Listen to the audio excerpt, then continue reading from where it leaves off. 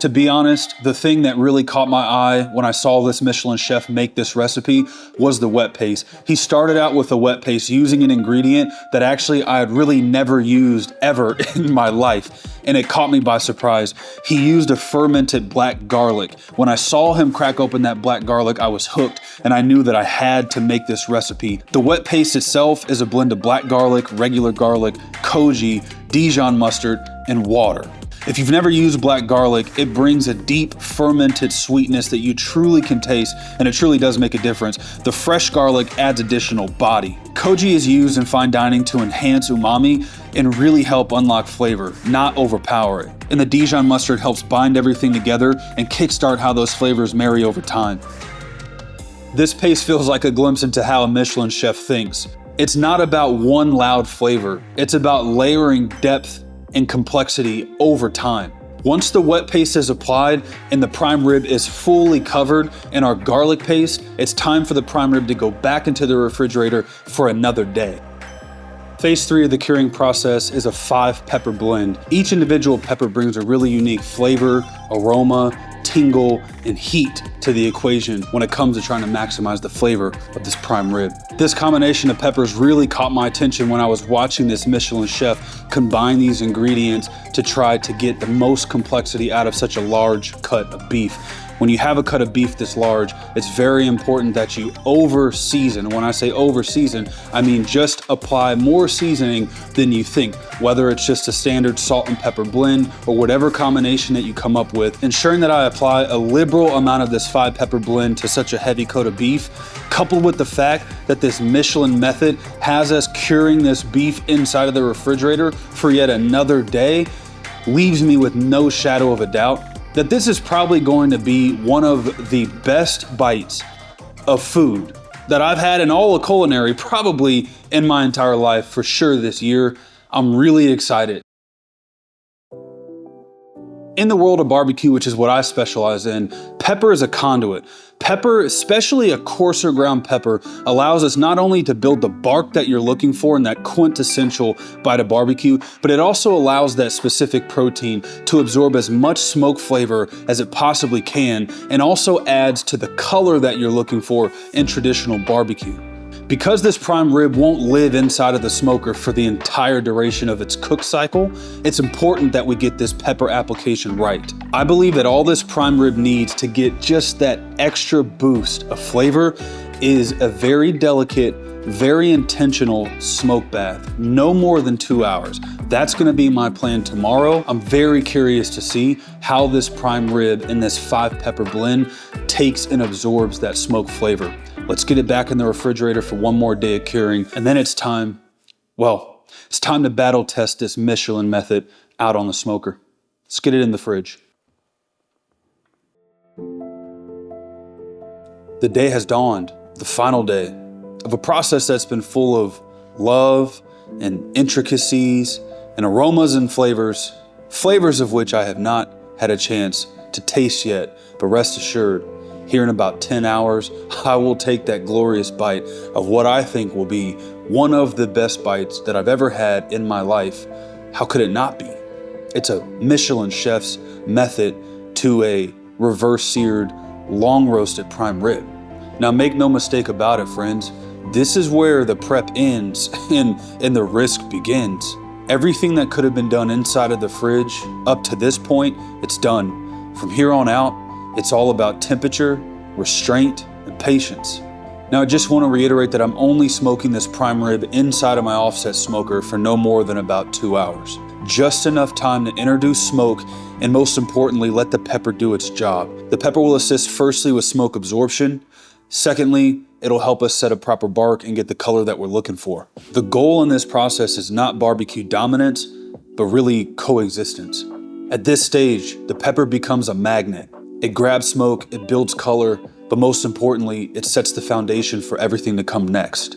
Now, I must be honest, the part that makes me the most nervous about this entire process, it's not the smoke. It's actually what comes after the smoke. Now, according to this Michelin chef's method, he puts the prime rib inside of an oven set to 126 degrees and allows the prime rib to cook for 10 hours. Now, when I saw that, it certainly piqued my interest. My barbecue-minded brain said, well, I've cooked things plenty of times past 10 hours. However, the catch is I've never done it at such a low temperature. This prime rib is about to spend 10 hours at 126 degrees. That's lower than most people would ever think of cooking beef outside of a sous vide environment. And if I get it wrong, there's no going back, there's no fixing it. At max, I run the risk at hitting my internal temperature, which will be a medium rare as the goal. However, by the time we get there, I run the risk of the prime rib being totally dried out on the inside. This method is the perfect combination of time, temperature, and total focus. Now, when it comes to cooking beef, especially heavy cuts of beef that you're going to be searing like a steak, it's very important that you let your beef rest at room temperature for a minimum of 45 minutes. The larger the cut of beef, the longer you're gonna want that beef to come down to room temperature. That will allow for an even cook. A prime rib, especially a bone-in prime rib, is no different. Now, because I'll be putting this prime rib inside of my smoker, I'm going to treat that 2 hours like I would letting it rest at ambient temperatures in the house. Because there's gonna be a fire offset from the meat, that fire is gonna slowly start to climb the temperature inside of my cook chamber, just enough to create a perfect environment to allow this prime rib to come down to room temperature. I'm gonna let this prime rib rest, but it's just resting in the smoker with smoke rather than on my countertop. That's the methodology. We'll see if it works. Prime rib on, smoke is rolling. Let's close this bad boy down and give it the 2-hour nap that it needs. See you guys back in a little bit. Now that our prime rib is off the smoker, I gotta level with you guys for a second.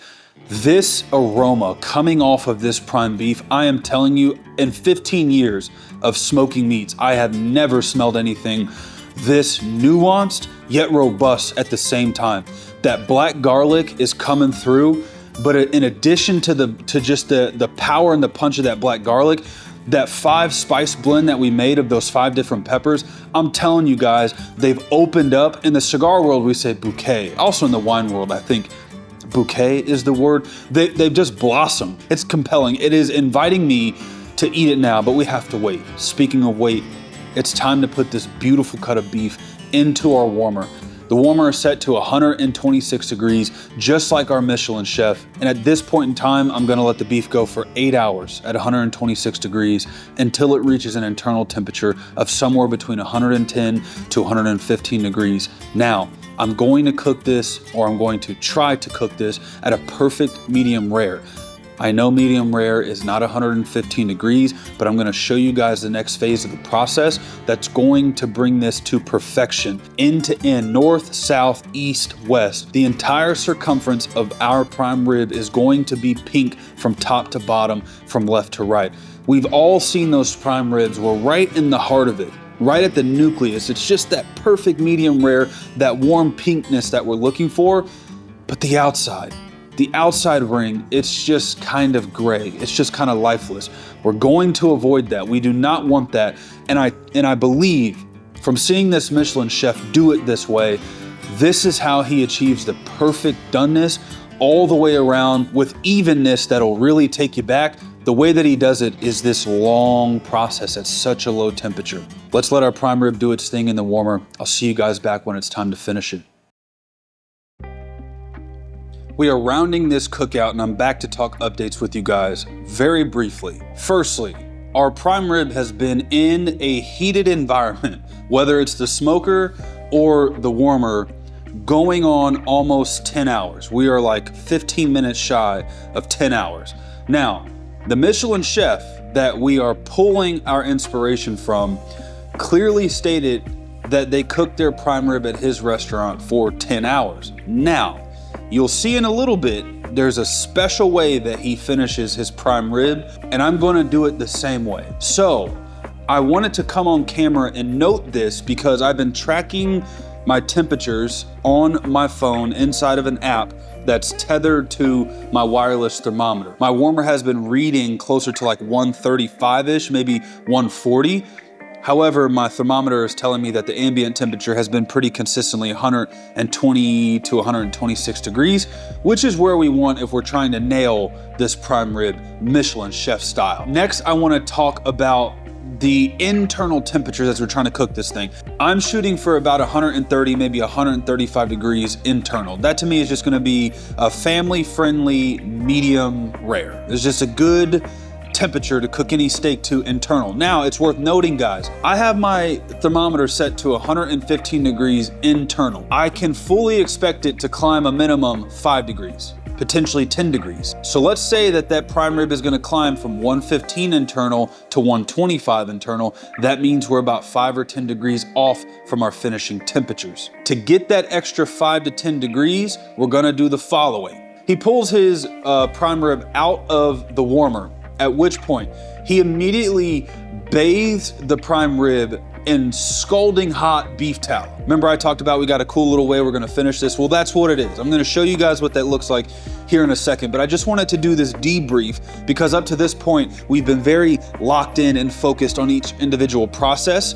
Now, though, it's time to it's all coming to a head. And so I'm not gonna have time to just do an elaborate explanation while I need to make sure we hit our mark, so I'm doing it now. Now, the chef's prime rib has one of the best crusts that I've ever seen on any steak, and it has a lot to do with the dry aging and then the pepper crust and then the slow cooking it to continue to kind of evaporate that topical moisture out, preparing the cut of beef to really take that tallow dredge well. The tallow, the hot tallow is really what's searing off the outside of that prime rib. And then once he finishes that to no specified timing, he puts it in a 420 degree oven 2 minutes aside. And by side, you don't flip it upside down, you just turn it 180 degrees. So let me round this out and tell you, we got some good things working for us. The prime rib, I have not looked at it in 10 hours, but as we all saw together before it went into the warmer, it looked magnificent. I could have just eaten it just right there. It smelled unbelievable. And because I have a thermometer that I'm pretty sure is working, we're doing really good on our temps. We're pacing well. We should come in at about 10 hours of a slow cook in the warmer. And yeah, that's what we're working with. I'll say this in summary, I'm not really gonna show myself putting a prime rib in an oven for 4 minutes. I feel like leaving that out is not going to do you a disservice by any means. Just know that that happened. This has been super fun. I am also super hungry and it is also super late. So I'll see you guys when we are ready to dredge, bathe, cover, douse our prime rib in tallow.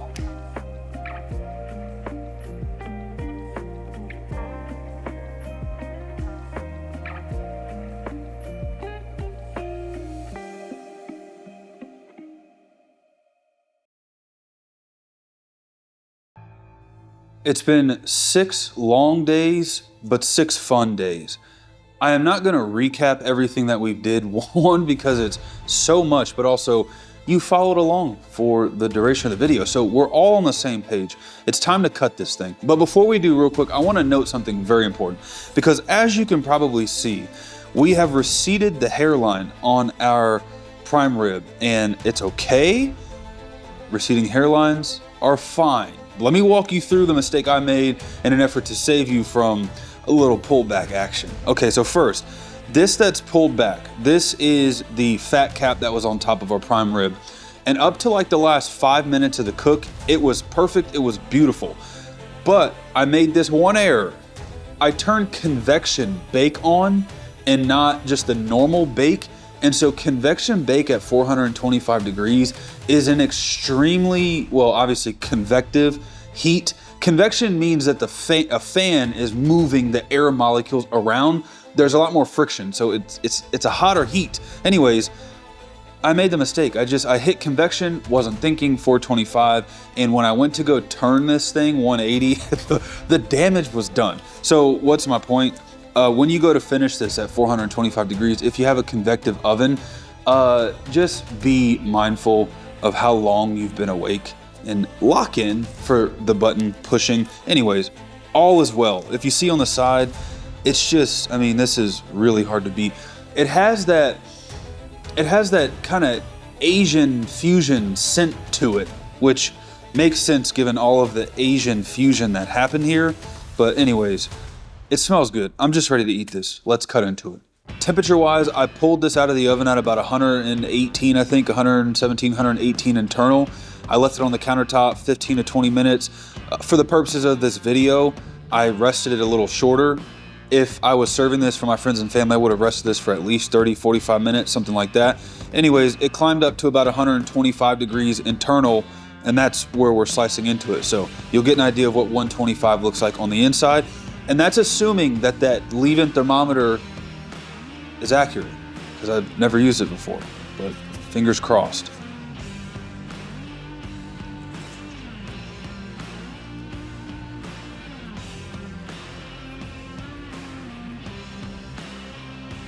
And there you have it, folks. End-to-end pinkage. Look at that. My goodness, that thing looks unbelievable. I will note, if you see all this juice dripping out, that's because we didn't rest it. We're doing a video here. Please, please rest this a lot longer so you don't have all your juices slipping out, but it's all good. Let me turn this down to stop that just a little bit. I have to take a bite of this. Well, first off, look, this is the end cap. Normally, the way that most people do prime rib, the end cap is just very gray. You see we have great retention on our color here. Let's taste this. Wow, that is a crazy bite right there.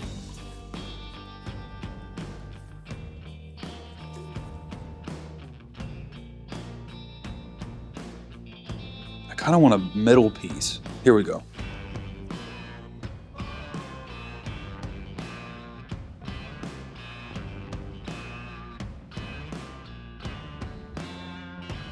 Whoa. Wow. I need a sec. Whoa! There goes the smoke. That was a different level of... All right. I'm not kidding you when I say that I just went through a process of all of the flavors over the multiple days. It was all there in a way that I've never tasted before. And at the very end, that smoke was like, hey buddy, don't forget about me. That was darn good. I do have something I do different, let me note that, but I need another bite. Let's just chop right down the center of this bone. This is that quintessential tomahawk right here. Wow.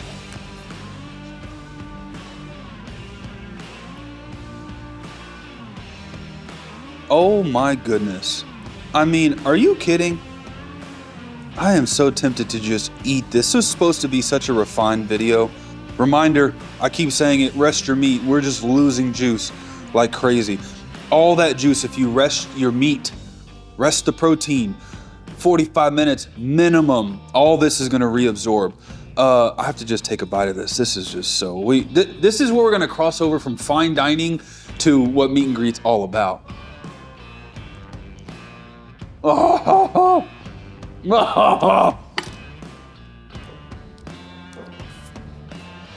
That